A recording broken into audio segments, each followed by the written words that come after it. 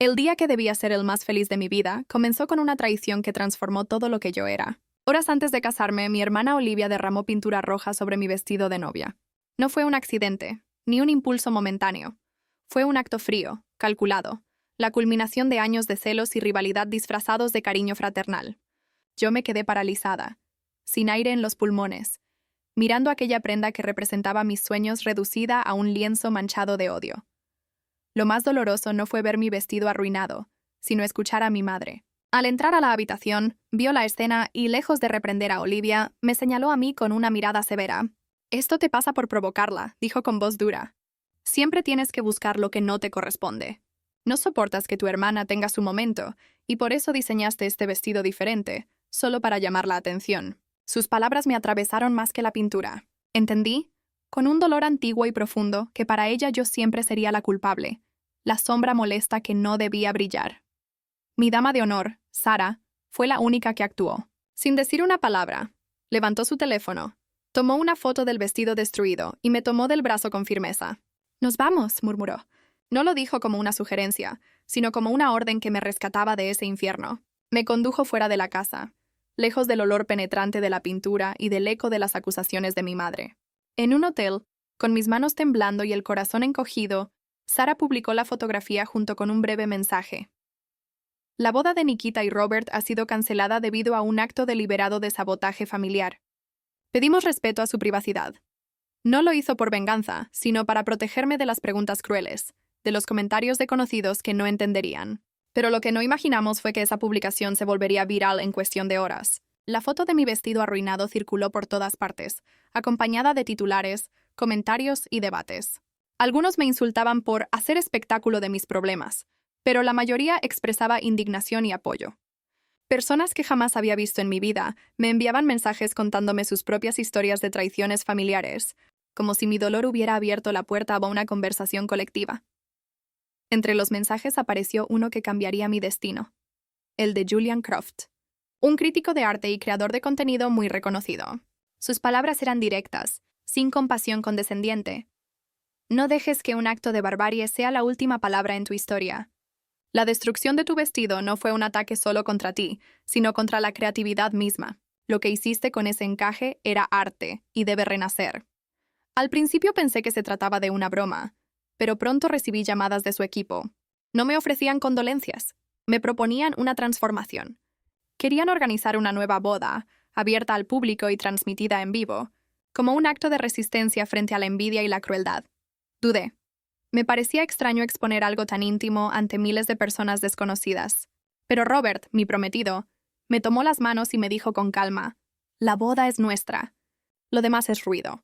Si este es el camino, lo recorreremos juntos». Y acepté.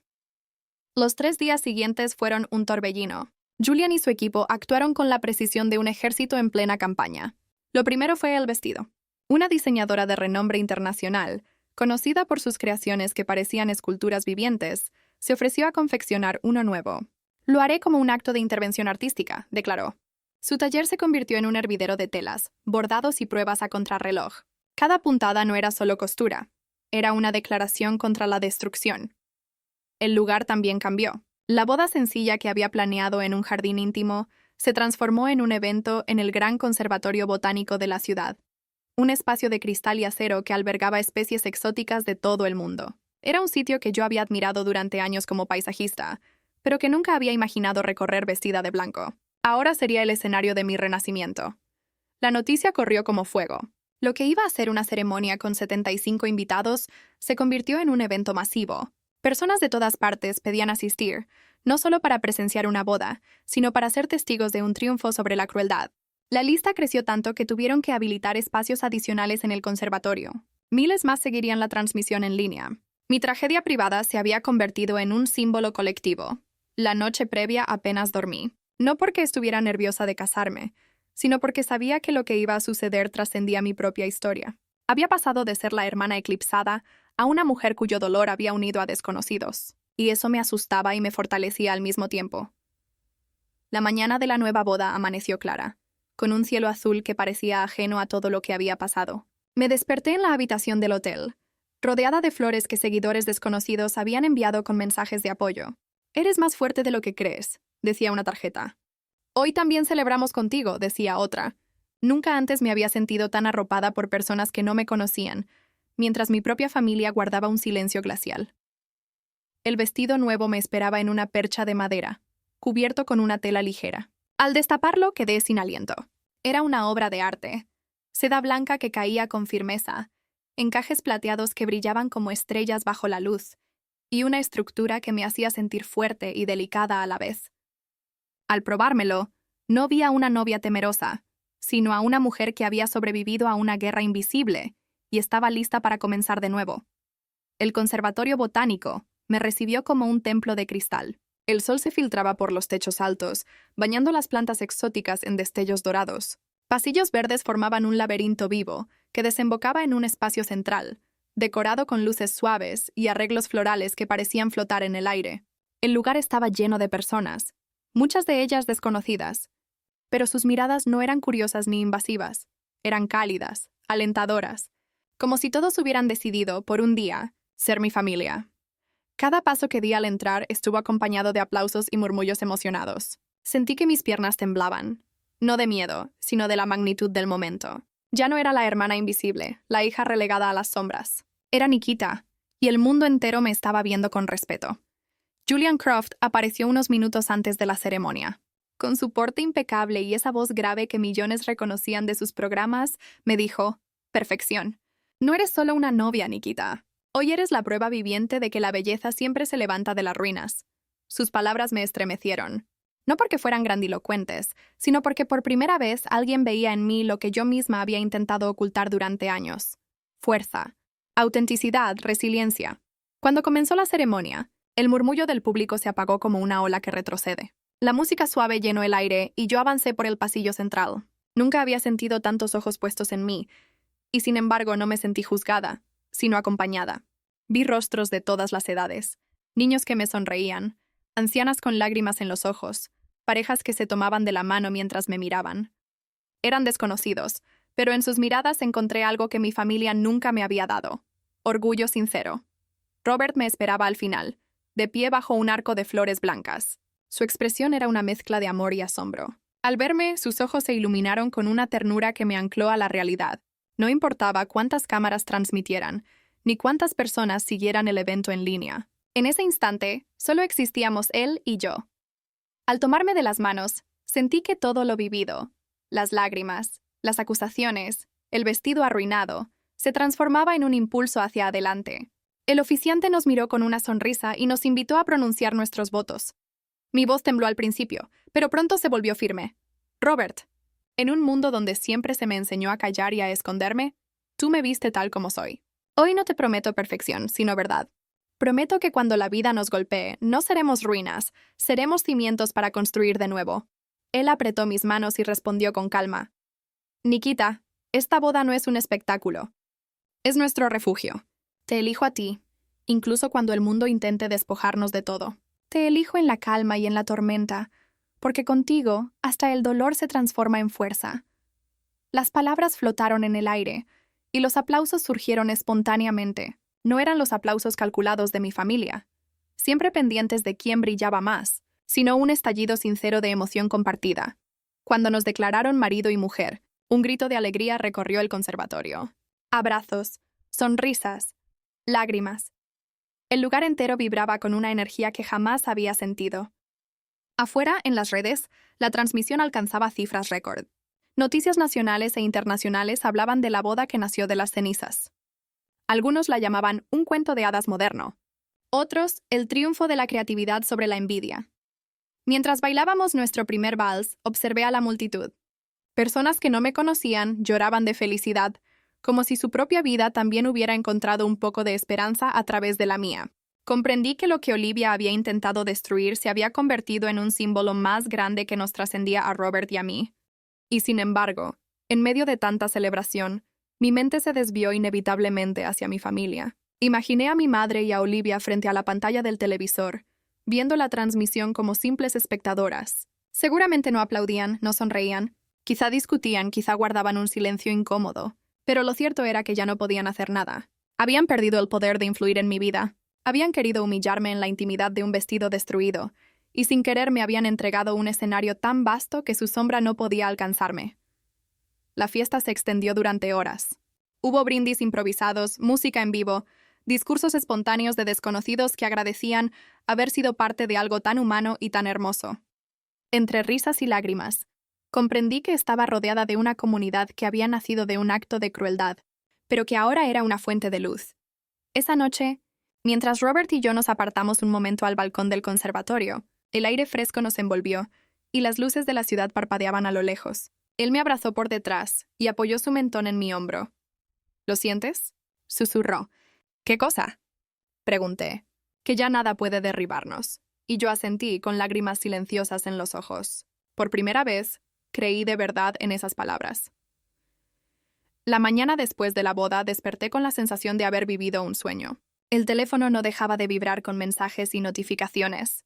Había titulares en todos los portales de noticias. La novia cuyo vestido fue destruido se casa en una boda viral. De la humillación al triunfo. La historia de Nikita. Los comentarios eran miles. Desde felicitaciones hasta relatos de personas que me confesaban cómo mi historia les había dado fuerzas para salir de relaciones tóxicas o enfrentar sus propios miedos. Me senté junto a Robert en la cama del hotel, todavía envuelta en la bata blanca que me habían dado después de la fiesta, y repasé algunos mensajes en voz alta. Él sonreía, con esa calma que siempre me recordaba que, detrás del ruido del mundo, lo que importaba éramos nosotros. Pero había un silencio que pesaba más que cualquier ruido, el de mi familia. Ni una llamada, ni un mensaje, ni un gesto de acercamiento. Nada, como si no existieran. Y entonces lo comprendí con claridad. Habían dejado de ser protagonistas de mi vida para convertirse en simples espectadores. Su castigo no era un enfrentamiento abierto, sino la irrelevancia. Imaginé a Olivia viendo mi boda desde el sofá de la sala, con el rostro crispado. Su acto, planeado para destruirme, me había elevado a un lugar que ella nunca alcanzaría. Ella había pasado su vida entera fabricando escenarios para ser admirada, pero en el momento en que intentó humillarme, me regaló el mayor escenario de todos, un país entero que me miraba no con envidia, sino con respeto. Pensé también en mi madre. Tal vez justificaba lo ocurrido, tal vez seguía convencida de que yo lo había provocado todo, o tal vez, en silencio, empezaba a darse cuenta de que había apoyado a la hija equivocada durante demasiado tiempo. No lo sé, y ya no me importa. Por primera vez, su opinión no tenía poder sobre mí.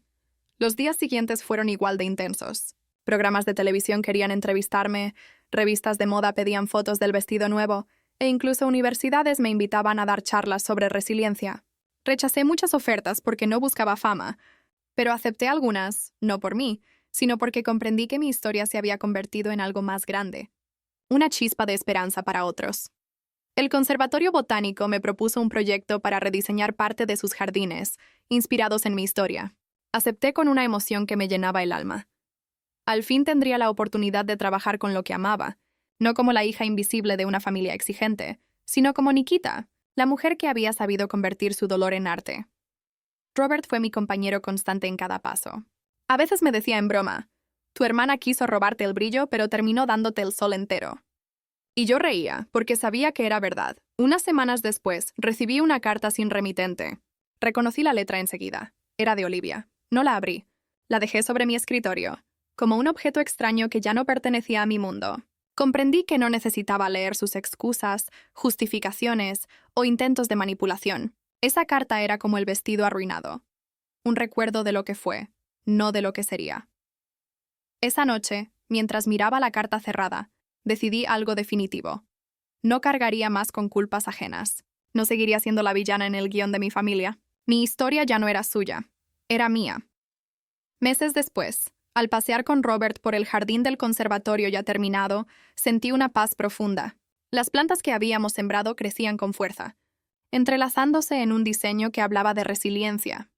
Flores que brotaban en medio de rocas, enredaderas que ascendían buscando la luz, arbustos que se doblaban con el viento pero no se quebraban. Era un reflejo de lo que yo me había convertido. Miré a Robert, que me observaba con una sonrisa tranquila. Tomó mi mano y me dijo, «Lo logramos». Asentí, con lágrimas en los ojos, pero no de tristeza, sino de gratitud. La vida me había arrebatado mucho, pero también me había devuelto más de lo que jamás imaginé. Amor verdadero, libertad, y una comunidad que me veía por lo que realmente era.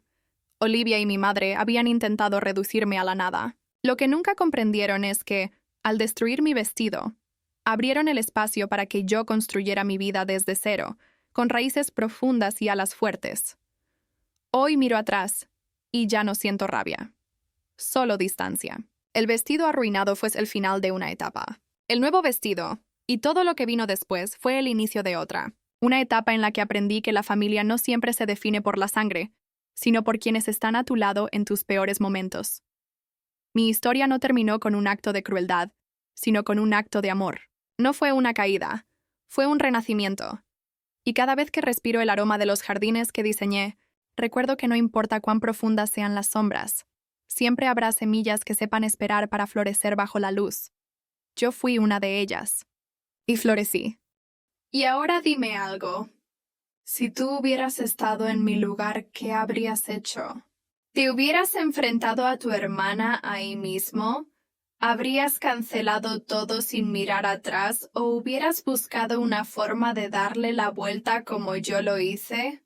Quiero leerte en los comentarios, porque tu opinión hace que esta historia siga viva y se vuelva todavía más interesante.